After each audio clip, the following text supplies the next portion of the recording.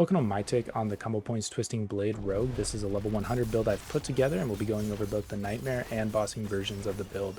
There will be timestamps in the description for each section as well as each topic.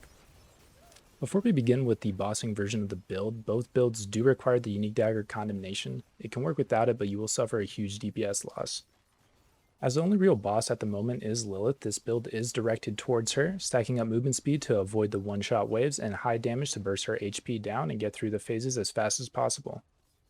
The skills we will be using are Shadow Step, Poison Trap, Twisted Blades, Shadow Clone, Dark Shroud, and Puncture. The playstyle for this is to use Dark Shroud on cooldown for a damage reduction and crit chance. Drop Poison Trap whenever it's up for a big damage increase, Shadow Step for increased crit chance on target, Basic Attack, and Twisting Blades. You can either go Basic Attack to Twisting Blades, as Condemnation has a 30% chance to grant you 3 combo points with the Basic Attack, or guarantee big damage numbers by auto-attacking 3 times, then Twisting Blades. Use Shadow Clone whenever it's up for a nice damage increase. Onto items for this build. First up is the optional unique Temerity. I personally use them because of the aspect conceded for a huge DPS increase, as we have our shield up all the time because of our life on crit and our passive tree.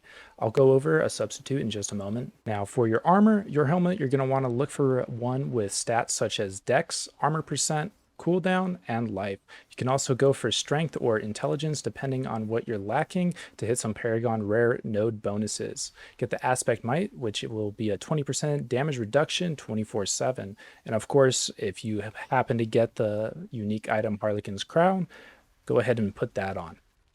Your chest plate, you're going to look for life, armor percent, damage reduction, and either all stat or dex. The aspect you want is disobedience for percent armor increase. You stack it up super fast, and it's really nice to have for that extra armor. For your pants, if you're not using Temerity, go for ranks of Dark Shroud, life, damage reduction from close, and damage reduction while injured. Put Enshrouding on it to make yourself even more tanky while Dark Shroud is up.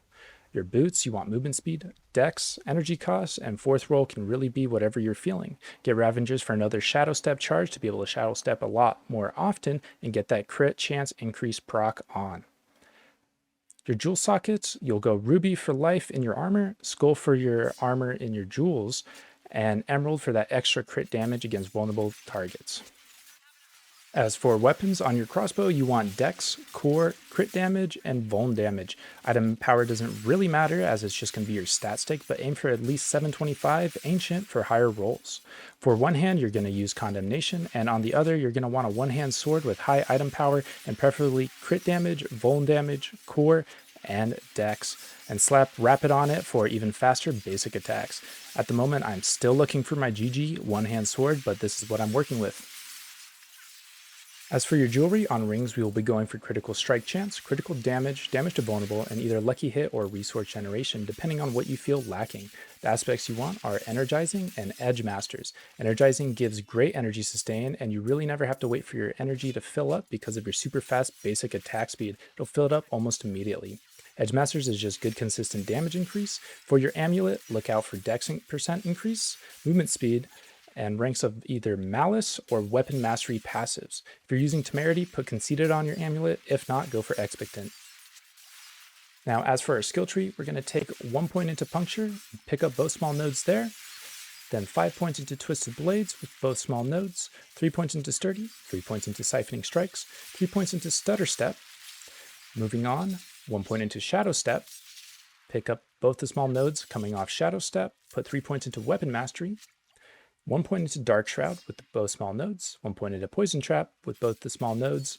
Then we're going to take up 3 into Exploit, 3 into Malice, 1 into Deadly Venom, 3 into Alchemical Advantage, 1 into Shadow Clone, and pick up both small nodes there, 3 into Innervation, 3 into Second Wind, 3 into Trap Mastery, 1 into Adrenaline Rush, 3 into Haste, and pick up Momentum.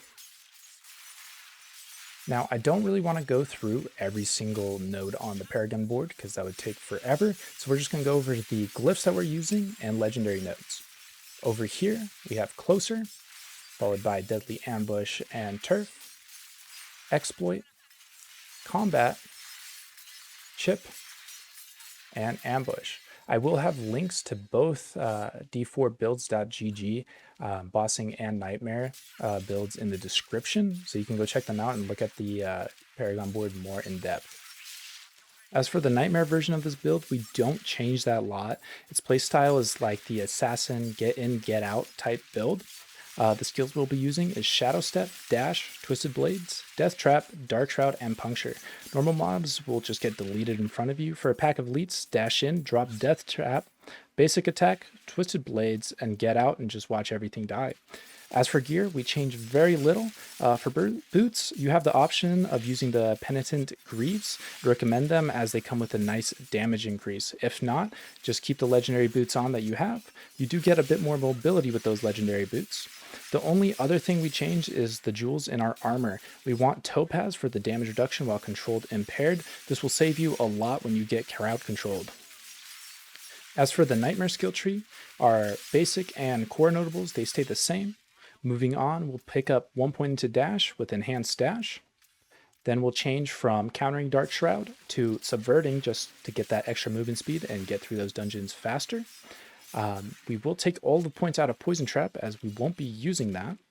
If you do have the unique boots, go ahead and put 3 points into Frigid Finesse. If not, you can take those points and put them into Dash for extra cooldown. Moving on, we swap from Shadow Clone to Death Trap with Prime Death Trap. I personally don't use Supreme Death Trap as it's not going to really be getting any kills. Your Twisted Blades are going to be killing, and you just use Death Trap to kind of group the elites together. Put 1 point into Aftermath, and then take Adrenaline Rush and Haste. And of course, momentum stays the same. Thank you guys for checking out my Combo Points Twisted Blades Rogue. If you have any questions about the build, leave a comment and I'll answer. Also, if there's any other builds you'd like to see, let me know and I'll do my best to put those together. I am trying to stream on Twitch more, so if you would like to see me attempt and eventually beat Lilith live, go drop a follow. Links will be in the description. For now, enjoy the rest of this T55 dungeon gameplay, and remember, have fun. Take care.